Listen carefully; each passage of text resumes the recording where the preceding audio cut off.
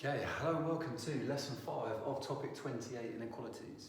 So over the last 4 lessons we've covered these 4 first bullet points.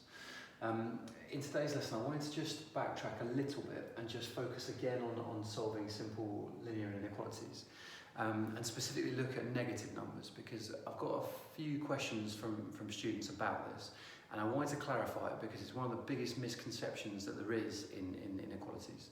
So we're going to spend a lesson on it today. So the title is going to be Solving Linear Inequalities Involving Negatives. And if we look at the first example, it's something like this. And I think what's happening is that until you understand the rules behind what to do with inequalities, it's very easy to get this question wrong. So if you look at something like this, most people's natural instinct is to divide by -3. So divide both sides by -3, we get x here, and we get 9 here. Now the issue with that is that that's not mathematically correct, okay? And that's something you've got to get out of the habit of doing when you've got inequalities. If this was an equal sign, fine, that's not an issue. But with inequalities, we need to do it slightly differently. And the reason for that is this. If you consider moving these terms across the inequality sign instead of just dividing by a negative number, so if you were to move the 3x here, you'd have 0 on this side, then you'd have -27, and you would add 3x. If you were to move the 27 onto the other side, you would add it, and you would have that. If you now divide both sides by 3 there,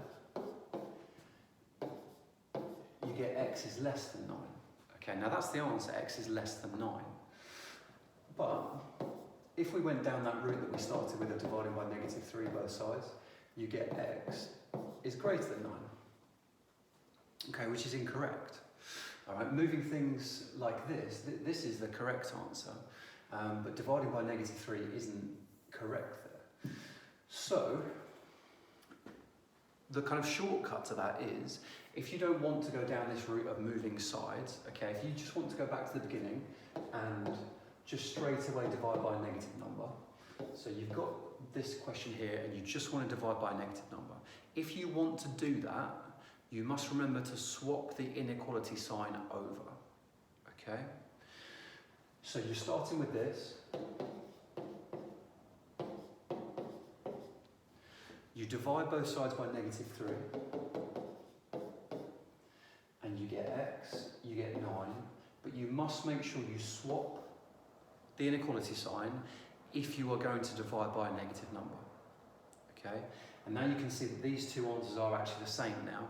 Okay, this says x is less than 9, this says x is less than 9, okay? So I would like people to copy that down, specifically this bit in green, and just explain in your notes that when you're dividing by a negative number, if you're doing that, you must swap the sign of the inequality, okay? You must swap the way around that it is.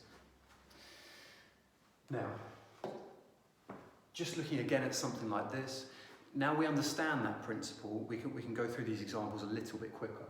So if you look at something like this, you've got x on its own here in terms of -3x, you've got 4 and 19. So the first thing I would be doing is to subtract 19 from both sides, which gets you -15 is greater than -3x. Now at that stage, again, because I'm going to divide by a negative number, I'm going to end up with 5 and x, but rather than write it like that, I must make sure I swap the inequality sign and make sure it's written like that, okay? And now once you've got this, if you don't like the fact that the x is that side of the inequality, you can just swap that round and say that. Okay, both those two answers are the same thing. Okay, this says x is greater than 5, this says x is greater than 5. Either of those is fine. Okay, but you must make sure you swap the sign of the inequality if you're dividing by a negative number. So again, get that one down, please. Slightly more complicated this time, but the same sort of concept. So subtract the 6 from both sides.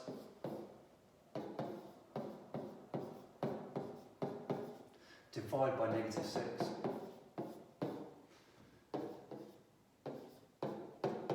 And that would be your answer to that question. So making sure that when you divide by the negative number, you swap the sign round. So get that one down as well. And we just got one more, which is this one. Again, just slightly more complex this time. So with this one, most people would start, because most people like to group x's onto the left-hand side, there's no expectation for you to do that, but a lot of people do like to do that initially. So you can take away 7x from both sides, which gets you negative 3x minus 4 is less than or equal to negative 19. Add the 4 to both sides.